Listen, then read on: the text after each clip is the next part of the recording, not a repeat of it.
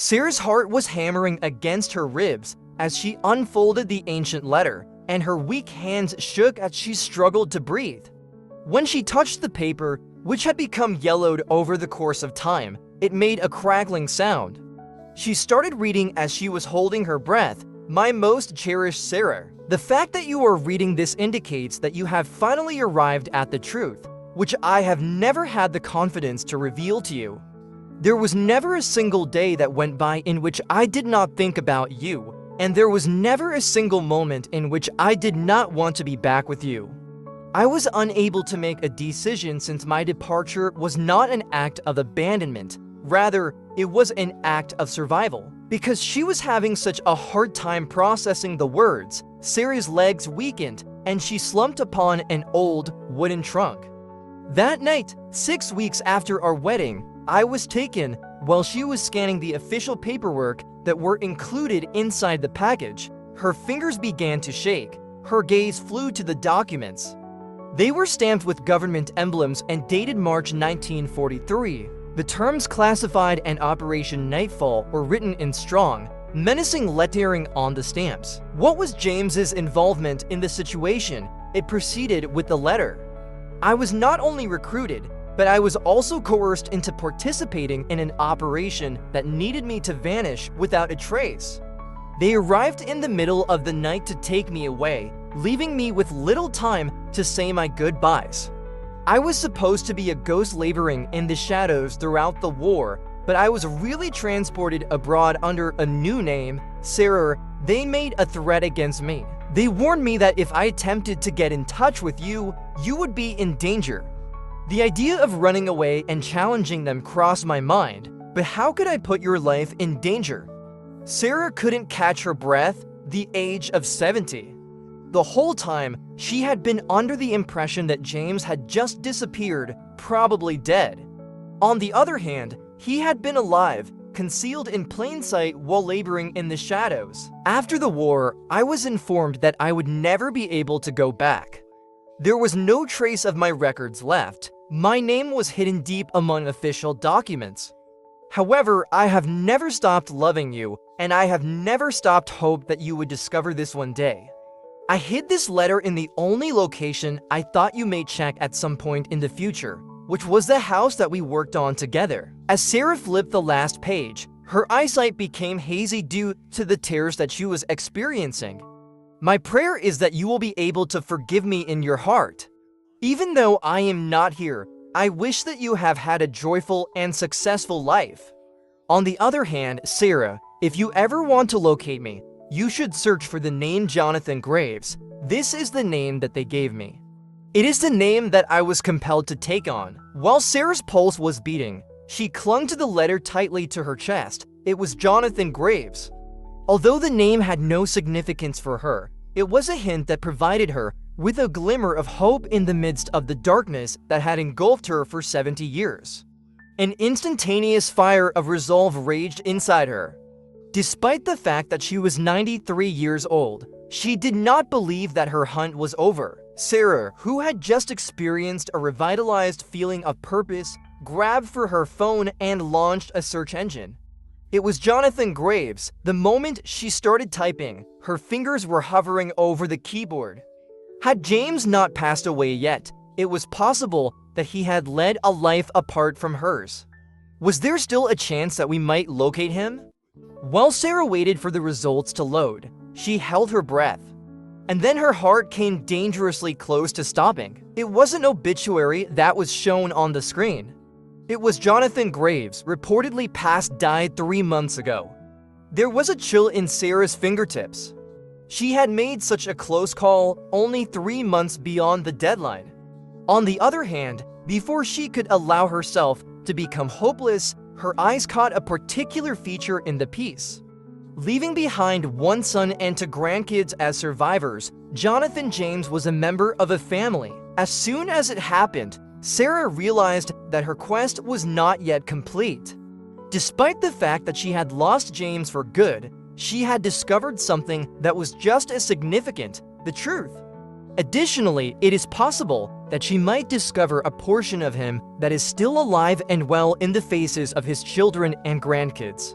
"We are starting again." Sarah's thoughts was racing as she reread the words, and her wrinkled hands were hovering over the screen where she was reading them. It was Jonathan Graves, leaving behind one son and 2 grandkids as survivors. She had spent her whole life looking for this information. This was the first time in 70 years that she had ever been in such close proximity to James again. She had spent lonely evenings looking at the empty side of the bed, and she had wanted to know more about him. More specifically, Jonathan. She took a few long breaths before clicking on the link to the obituary. A picture of an elderly guy with deep wrinkles on his face, silver hair, and a look that was recognizable to her was reflected in the portrait that was facing her. The look of James, a sudden and severe pain pierced her chest. He was now middle-aged. Throughout his whole life, he had never seen her again, or had he done so? Sarah scanned the material as she scrolled down the page. It had been 3 months since his funeral, which had taken place in New York City. It seemed possible that his family, including his son and his grandkids, were still there at that time. The name Michael Graves, who was his son, stood out among the people who had survived. Her heartbeat became louder. He was a son of James. Has he ever shared the news about her with his family? The fact that Michael's father had been a guy called James Carter in a previous life, a man who had loved a lady named Sarah, was something that Michael was completely unaware of. Only one approach was available to find out the answer. During the trip, Sarah did something that she hadn't done in years until the next morning. She made a reservation for a flight. Emily, who was her niece, insisted on accompanying her since she was concerned about her going by herself. On the other hand, Sarah experienced a surge of vitality that she hadn't experienced in decades, as if time itself had turned back to take her on one more journey. While the airplane was flying far above the sky, Sarah eagerly held James' letter in her hands and read it over and over again. Is there anything she would say to his son? Would they even trust her to begin with? By the time she arrived in New York, uncertainty had begun to set in. However, it was too late for her to turn back at this point.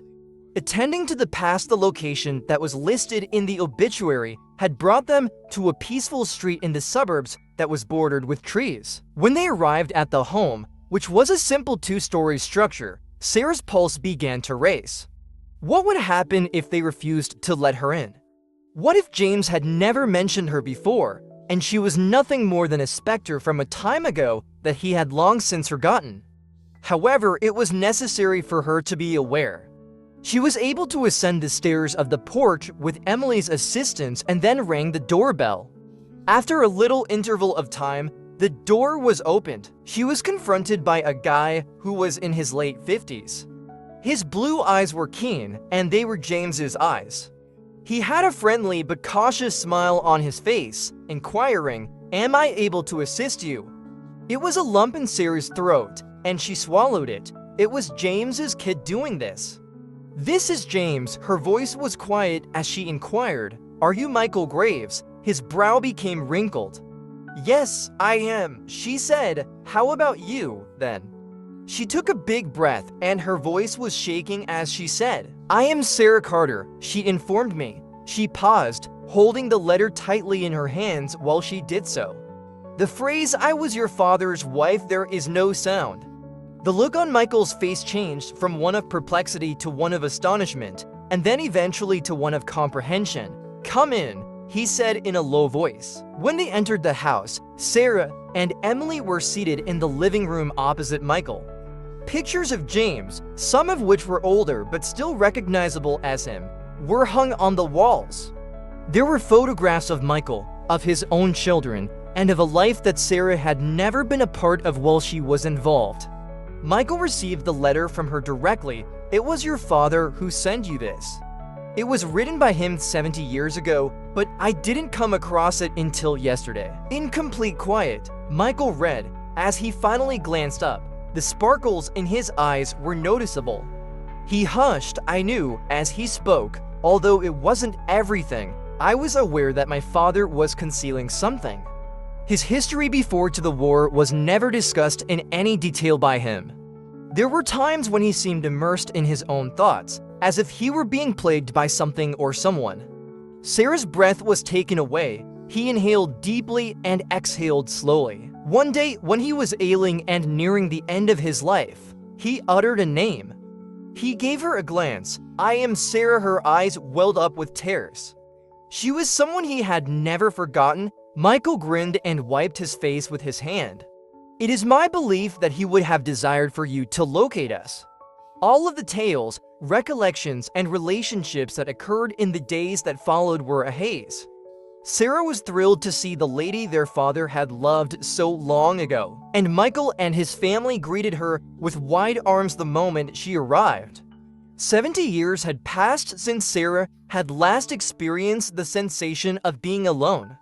While she was sitting at Michael's house one evening, she said, "I found them, my love." She was gazing at an old image of James, and she had a sense of calm for the very first time in her whole life. As the days progressed into weeks, what started out as a quest for answers eventually developed into something that Sarah just could not have anticipated: a second family. Together with their two children, Daniel and Anna, Michael, his wife, and their two children greeted her with open arms. She was questioned about James's early life, specifically regarding the person he had been before to his transformation into Jonathan Graves. Sarah was able to relate tales for the first time in 70 years, stories that she was the only one who knew about. She told them about the way James used to laugh, how he had been a dreamer, and how he was a guy who cherished the aroma of new rain and the sound of old jazz recordings. It was on the day of their wedding that he had promised her that he would always be at her side, and she told them about the way he used to hold her hand.